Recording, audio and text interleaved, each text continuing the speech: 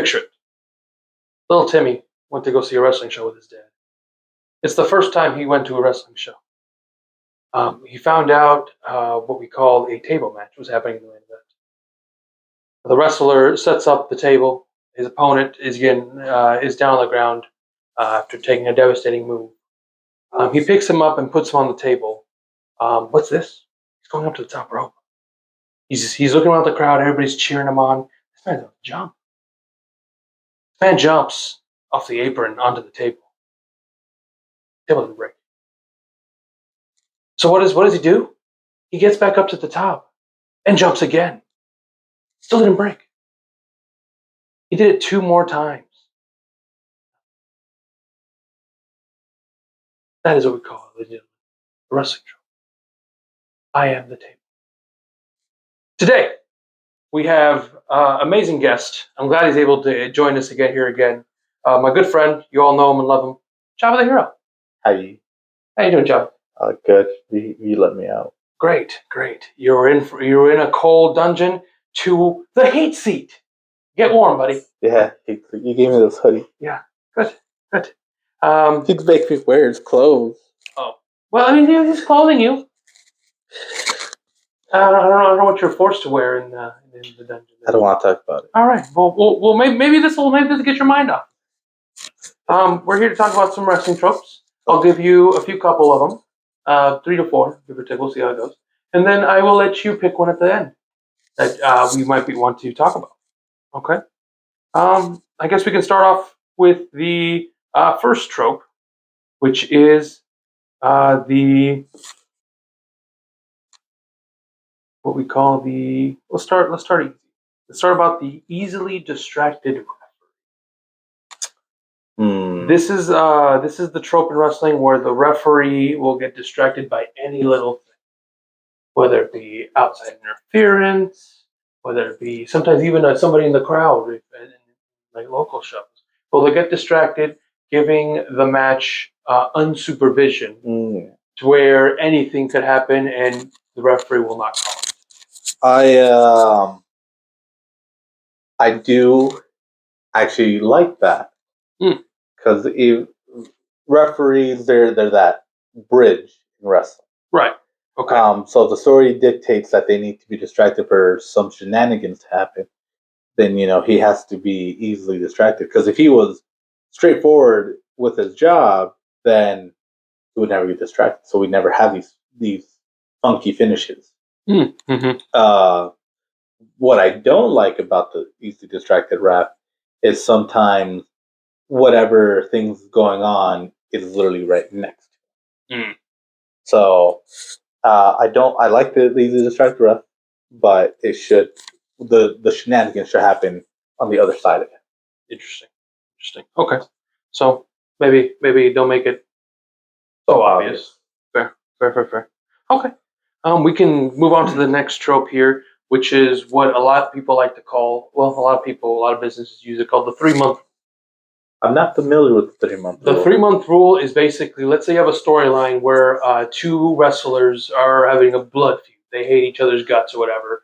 The feud ends, and 3 months later, guess who's teaming up? So it's the 3-month rule is just forgetting what storylines. I don't like that because the story should always continue. Should always be a part of this wrestler's history that this has happened to them, and they should grow and learn from those experiences. Right, but because what'll happen in this 3-month rule is out of nowhere they'll come out. Out of nowhere, they're reintroduced and rebrought together. Yeah, in some capacity. Yeah, without no storyline, no introduction, nothing. Just boom, here you go. Yeah, I don't like that. Yeah. Okay, fair enough. That can go. Get out of here. Shrivel up and die. Yep, shrivel up and die. We can do one more here. Let's see here.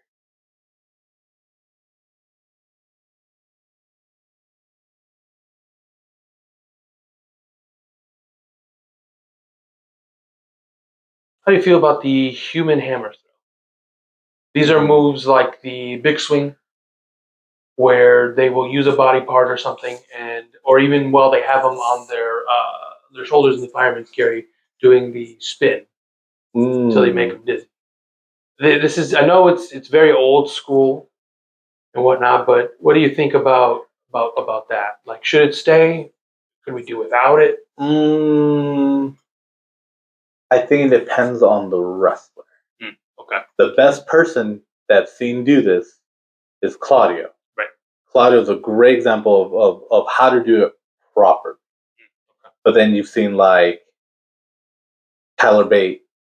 And he when he does it, he also gets dizzy. So it's a good story there. But someone like him, I don't think he should be doing it in the first place. Fair.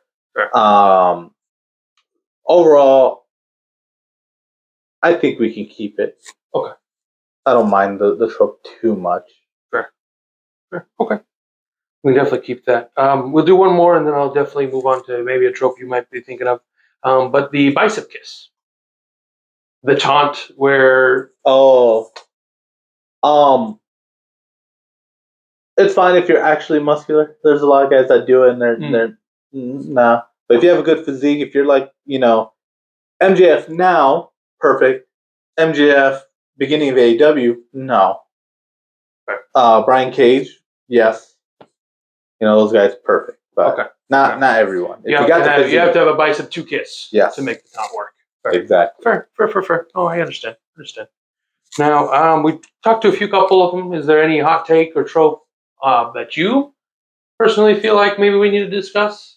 There is one hot take I have. Fair enough.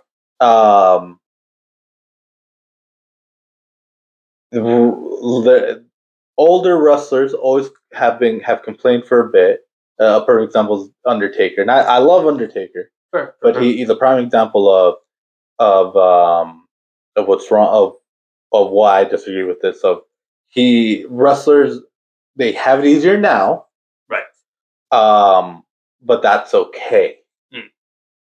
Because, for example, Taker would had talked about like guys now when they're in the back, they're playing video games instead of doing whatever else they used to do. But that's better because back in the day they're all addicted to painkillers and roids.